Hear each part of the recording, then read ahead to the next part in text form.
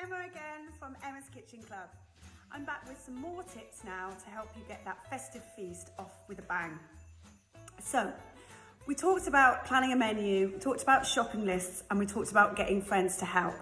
And we talked a little bit about making sure that when you order your turkey, one, you don't order too much, and two, you don't underorder either. So you've always got a little bit of leftovers. So what I would say is everybody gets, well, a lot of people get a little bit stressy about Christmas, thinking they've got to have all singing, all dancing, 10 different meats, 3 different meats, 4 different veg, 5 different sides, 3 different gravies, etc., etc. What I would say to you is scale it down. If you are that person who gets stressed out in the kitchen, don't do it. Even if you want to do it, buy ready-made. But if you're going to do that, do it soon, because this year I'm sure won't be the same as any other year, and most people are having to do it for themselves because pubs, clubs, restaurants, hotels, etc., they're just not open like they are usually. So I would suggest strongly, if you want to go start buying things in because you don't want to make it because it does sort of like freak you out too much, then go and start making your shopping list now and getting that order in, or popping out to the shops if you can and get it bought and put into the freezer. That way you know that you're not going to be stressed and you've got everything done for you, and usually they come in metal trays. The other thing I would say is don't feel you have to cook turkey. Just because turkey is the seasonal thing to have, it doesn't mean you have to have it, especially if you don't like it. And maybe your kids don't like it. I know that one of mine really doesn't, so he has chicken breast. And I have done a few years, done a little small beef joint. However, again, I can do that. I do that because I know I can do it, and it doesn't stress me out. It's fine. It's just like an everyday thing for me. But there's people I know who do get a little bit if they've got too much to do.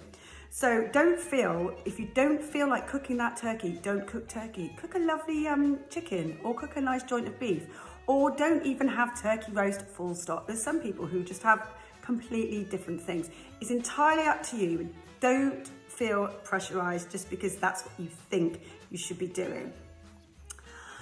I've gone about the quantities, I'm going to go through the size of the bird. So what I would suggest you do is work out how many guests that you have, and you base it, if you're going to cook a whole turkey with the legs on, base your quantities around 250 to 320 grams per person. Okay, so I'll say that again, that's 250 to 320 grams of meat per person, or weight of that bird per person. And you can buy these frozen, obviously, you can buy them fresh. Butchers are probably my safe go-to, so that you know that they're from this country and they've been reared safely and well, and perhaps better conditions than if you got it from en masse. The other thing perhaps you might want to do is just cook a crown, so you haven't got to worry about the legs cooking, because when you cook a whole bird, it can be quite tricky to know when it's done. So by cooking just a crown, still on a carcass, you've still got the safety net of the bones of the carcass that help keep the bird moist, but you haven't got the hassle of the legs. And a lot of people don't even like the brown meat anyway. I personally buy the brown meat separately, so I buy a couple of turkey drumsticks and roast them off separately, and then I pull the meat off of that, and it sits on the carving board next to the stuffing and everything else.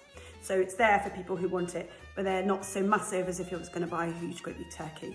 So there's my tip there.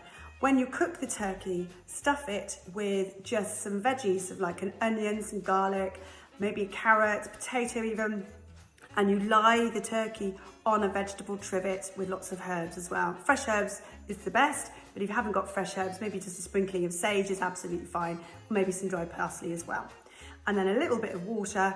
I stuff the skin with butter, like a herbs butter, cover it loosely with foil, and in it goes into the oven. You want to allow between 70 to 90 minutes, and then 20 minutes plus for every kilo. So 70 to 90 minutes, and then that's standard, and then you allow 20 minutes per kilo. So if I've got a 2 kilo bird, that would be 70 minutes plus 40 minutes. Okay, so that's your total cooking time. So So that's mine, those tips done. Let me get back to you with some more tips. In the meantime, please check out Emma's Kitchen Club, where there's loads of other things going on, especially geared up to Christmas now.